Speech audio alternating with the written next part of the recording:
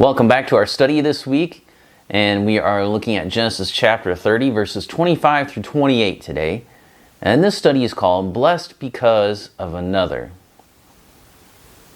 First, we're going to start off with seeing that Jacob desires nothing.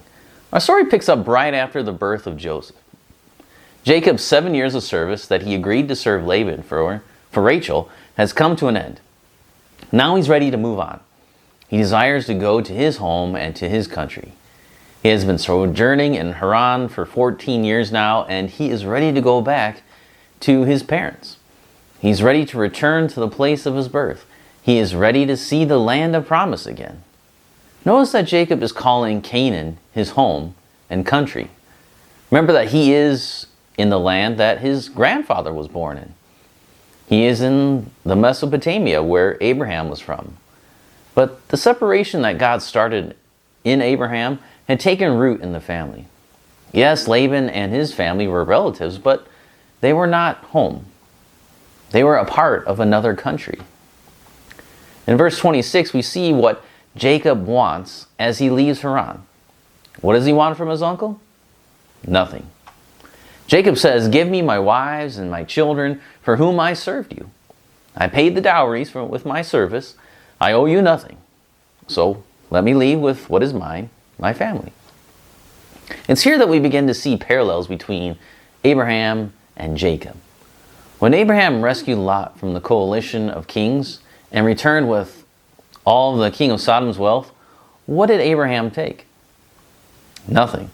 Just what his servants had already taken to eat. What they had consumed. That's the only thing. Everything else, all the spoils of war, he didn't want any of it. He didn't take and didn't want anything from the king of Sodom, because he didn't want the king of Sodom to be able to take any credit for the blessing of God. Now Jacob desires to take none of Laban's material wealth. He only desires to leave with his family the things he got from God. So that's all Jacob wants. He doesn't want anything from his uncle. Then we see Laban, and we see him that he desires stuff. So Jacob doesn't desire anything, but Laban is always desirous of stuff. Laban is not so much concerned about family, but he is concerned about money. This is what we have learned about Laban from past stories already. Laban says to Jacob, "If I have found favor in your sight," by which he means, if you care for me at all, then stay. Why does Laban want Jacob to stay? He says, "I have learned by divination that the Lord has blessed me because of you." First, let's deal with the word divination here.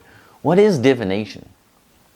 It's the act of either foretelling the future or discovering things that are secret or obscure. Now in this case, Laban used divination to discover the obscurity because he learned that Jacob was the reason why he prospered.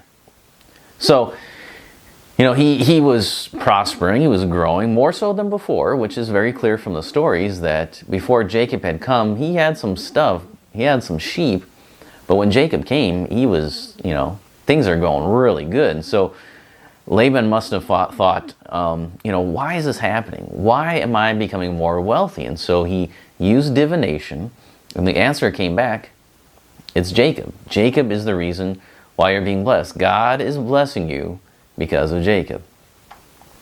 Now, the idea of divination, in the past, divination was divided into two different kinds.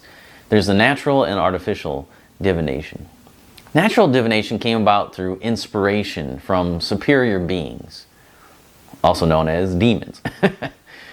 But, sometimes they call it, the gods, or, so if you had an inspiration, you're like, oh yes, I should do this. You get these feelings, and this is the gods telling me. They would call them the fates or the muses. It's that kind of idea that the gods are telling me, I got this feeling, I got this extra ability to do this thing, so this must be the gods telling me this. So inspiration,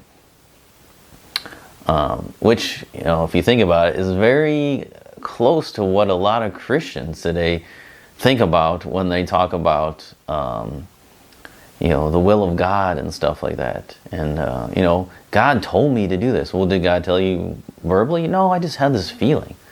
Well, in the past, that's what they would call divination. So you got to be careful with that.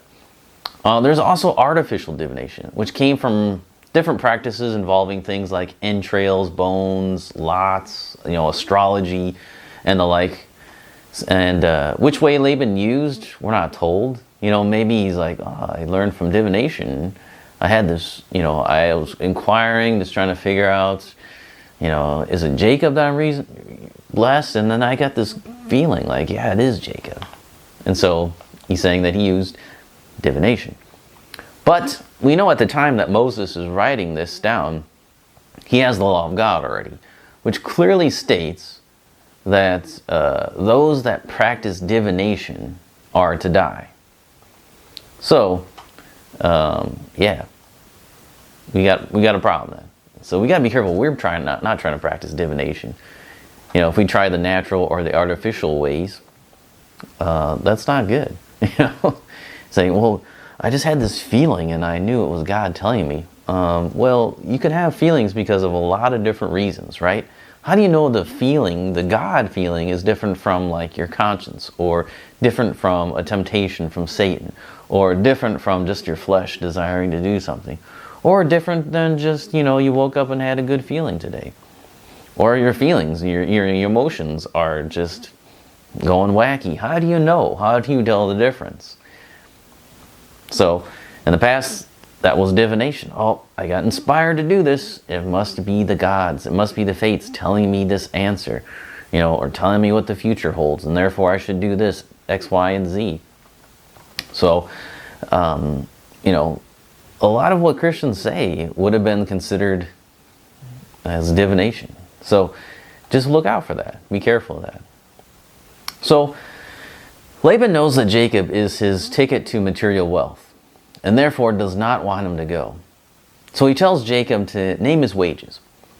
This line of thinking worked the last 2 times, right, with Jacob, and so Laban must think that if he offers to pay Jacob for his work, then he will take up the offer. See, Laban's all about money, and so that's the way his brain works. Give them money, they're going to stay. You can see the distinction between the 2 men. Jacob was not with Laban because he was a hired hand. Jacob was in Haran to get a wife and to let Esau's anger cool for a while. He was not there to make money off of his relatives. He was a sojourner. And Jacob always has in his mind that he must go back home. Laban, on the other hand, is a scheming kind of guy, and he's just scheming to get ahead. He knows that Jacob is a cash cow, and he will do what he can to keep Jacob with him. He knows he's getting money. He's prospering because Jacob's there. So Jacob is growing in the knowledge of God. He's growing in his understanding of who God is and the ways of God, while Laban is really directed by his own desires. He's using divination. He's using these other means to figure out what God wants instead of just inquiring of God himself. So that's the problem. But here you see the 2 different men, 2 different examples of a man who is following after God. He has struggles. He's growing in his knowledge of God. He's slowly going through the process of sanctification. And Laban, on the other hand, has no regard for God and is all about money. So 2 different people, like the Bible describes, light and darkness, good and evil. Those are the 2 people you have right there. And even though Jacob's not perfect, man, he is far from perfect. But yet, he is a man following after God, or at least trying to. And he fails often. But yeah, that makes a huge difference in their lives and their outcome of their lives too. And so that's the end of our study for today. Come back tomorrow and we'll have a next section. We're going to look at Genesis 30, 29 through 33. So read ahead and come back next time.